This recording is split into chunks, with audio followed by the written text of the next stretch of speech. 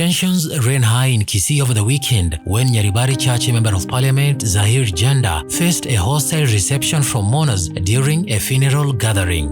Jhanda, a staunch ally of President William Ruto, had been sent to deliver a message from the head of state, but the crowd was in no mood to listen.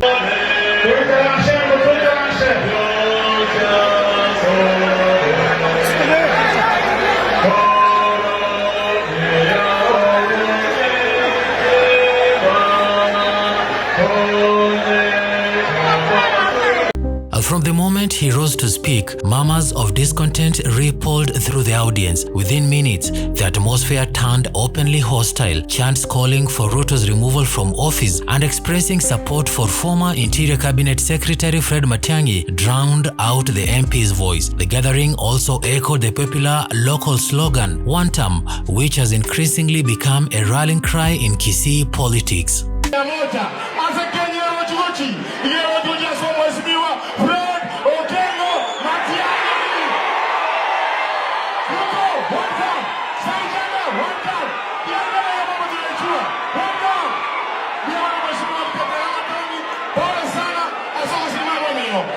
As the situation spiraled, event organizers and security officials stepped in to escort the MP out of the venue to prevent further escalation. His abrupt exit marked one of the clearest public signs of political resistance to the president in a region that once played a pivotal role in shaping national elections.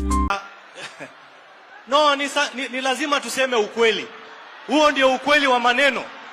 Hata tukipiga kelele, sio rais anafanya hiyo bei ya mafuta kupanda. Kwa hivyo tu relax, tutulize boli. The incident quickly turned into a political moment as other leaders present used the opportunity to send a strong message. Among them were former Education Cabinet Secretary Ezekiel Machogu and Kitutu Chache South MP Anthony Kibagendi, both of whom criticized Jhanda for aligning himself with the president. They were joined by more than 10 other members of parliament from the Kisii region who stood united in their declaration that the community's political direction was now firmly behind the former Interior CS Fred Matiangi. Na mimi ambaye nilikuwa advisor wa Ruto na huyu Machogu, tukiwaambia kwamba huyu mtu anaharibu nchi yetu. Wewe ukiona crocodile inatoka kwa mto ije kukuambia hippopotamus iko mgonjwa, utaamini ama utaamini? The United Front signals a shift in the region's political alignment. The Kisii bloc, known for its strategic voting power, has historically avoided locking itself into a single political camp for too long. However, the decision to openly back Matiangi appears to be gaining traction among elected leaders and grassroots supporters alike. Leaders warned that any MP who goes against the community position risks political isolation and will be treated as an outcast in local politics. Kuanzia leo sisi mambo ya empowerment Kisii hatutaki. Unless munaleta mapikipiki, munaleta kibinga, munaleta magari. For Ruto, the public hostility in Kisii underscores growing political challenges in regions where he once enjoyed a measure of goodwill. His administration's efforts to consolidate support in Kisii have faced hurdles, from dissatisfaction over unfulfilled promises to perceptions that local interests are being sidelined.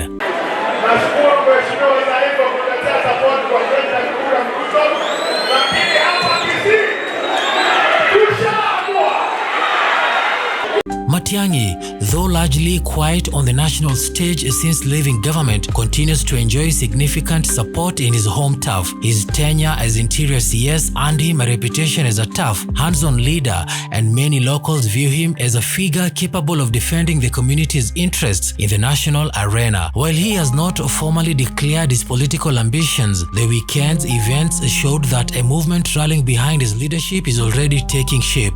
Mtoto yako mdogo na ni kama ndugu yako mdogo, wewe ni heshimu, mimi ni kiongozi, hata kama mimi ni kijana, mimi ni mzazi kama vile wewe ni mzazi. Na huwezi kutuambia ati sijui ati wheelbarrow imepata pancha na watu watoke kwa William Ruto, na wewe mwenyewe mtoto yako ako jikoni ya William Ruto anafanya kazi huko State House. Toa kijana yako kutoka State House umulete hapa, ndio tutajua wewe ni unasema ukweli. Si ndio? Huwezi kuja kuambia.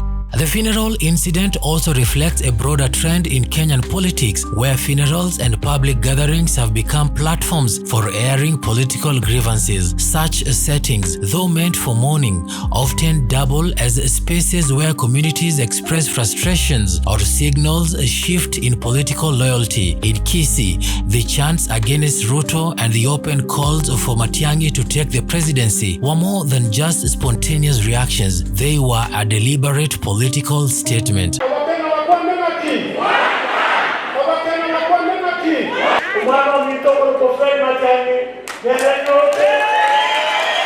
Ruto's political strategists now face the challenge of repairing relations in a region where the ground appears to be sleeping. The loss of Gusii support could not just be symbolic, it could have real electoral consequences in the next general election. The Gusii vote, while not the largest in the country, has been decisive in close presidential races, often tipping the balance in favor of one side or the other.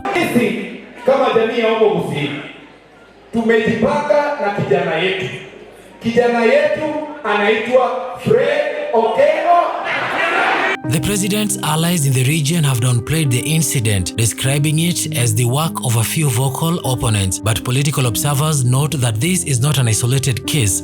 Similar sentiments have been brewing across several counties in Kisii, with rallies and community meetings increasingly leaning towards leaders who distance themselves from the Kenya Kwanza administration. For now, Matiangi's camp appears energized. The united stand by regional MPs, coupled with the public rejection of a pro-Ruto figure, suggests a political realignment is underway. If this momentum continues, Kisii could emerge as a key battleground where the president will have to invest significant political capital to regain trust.